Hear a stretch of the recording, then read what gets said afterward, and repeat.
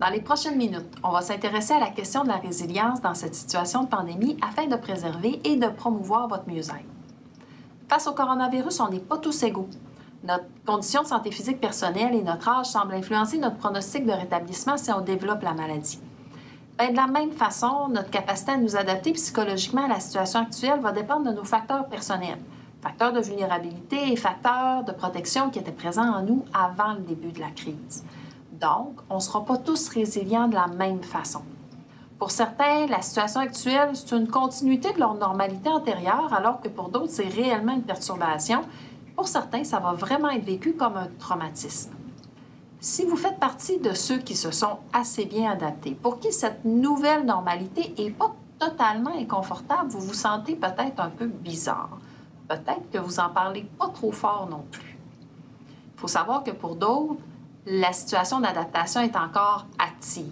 Ils vivent beaucoup de stress dans leur quotidien. Ils expérimentent des maux de ventre, des tremblements, des sueurs froides et tous les autres symptômes physiologiques de stress dont on a déjà parlé. Ces gens-là, généralement, on en entend beaucoup parler et c'est eux qu'on voit le plus dans les médias actuellement. Le premier point à retenir, c'est que vous soyez adapté actuellement et que cette nouvelle normalité ne vous soit pas totalement inconfortable ou que vous soyez encore en période d'adaptation et que pour vous, les symptômes de stress soient omniprésents, vous êtes normal.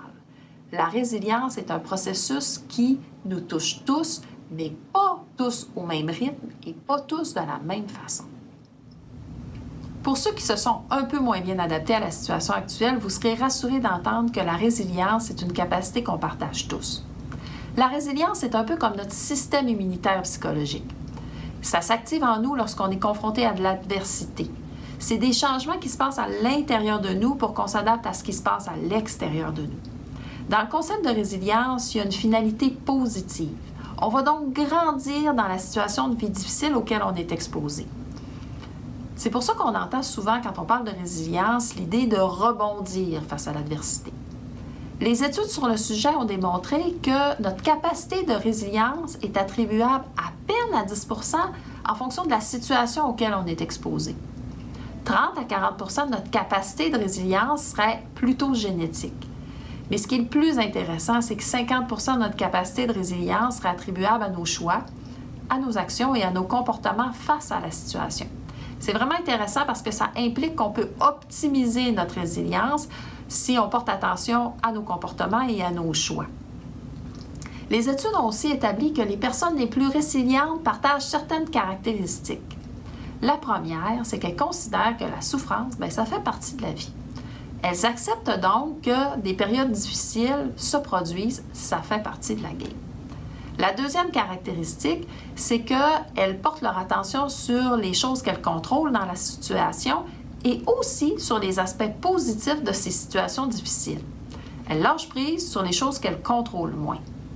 Enfin, elles choisissent leur action en fonction de ce qui leur fait du bien et ce qui va les aider à s'adapter par rapport à cette situation difficile.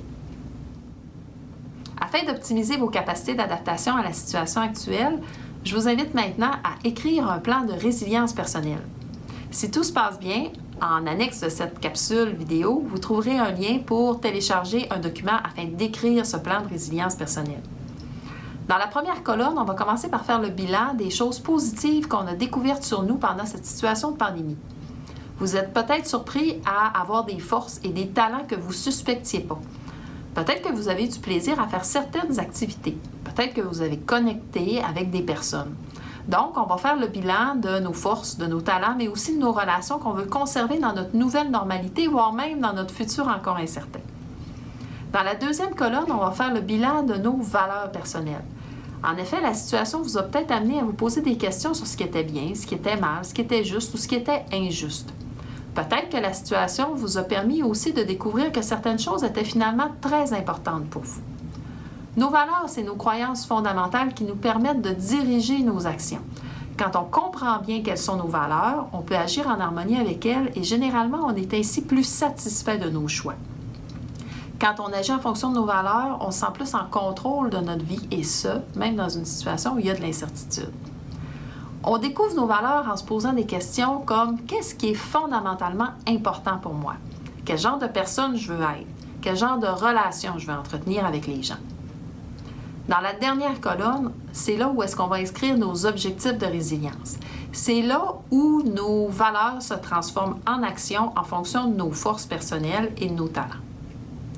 La chercheuse Rachel Thibault, qui s'intéresse à la question de résilience, nous suggère de valider si nos objectifs de résilience sont bons en se posant certaines questions, comme est-ce que ces objectifs vont me permettre d'être plus authentique? Est-ce que ces objectifs vont me permettre de relever un défi? Est-ce que ces objectifs vont me permettre de me sentir en relation avec les gens autour de moi? Et est-ce que ces objectifs vont me permettre d'avoir du plaisir dans ma vie? Au final, pour ceux et celles qui se sont bien adaptés grâce à leur capacité de résilience dans cette situation, je vous invite à ne pas avoir honte de cette résilience et d'en être fier. Vous pouvez quand même faire l'exercice du plan de résilience afin de vous assurer que vos actions sont conformes avec vos valeurs personnelles. C'est ce qui termine la capsule pour aujourd'hui. Je vous invite à rester actif sur le site de Facebook d'Entreprise en santé.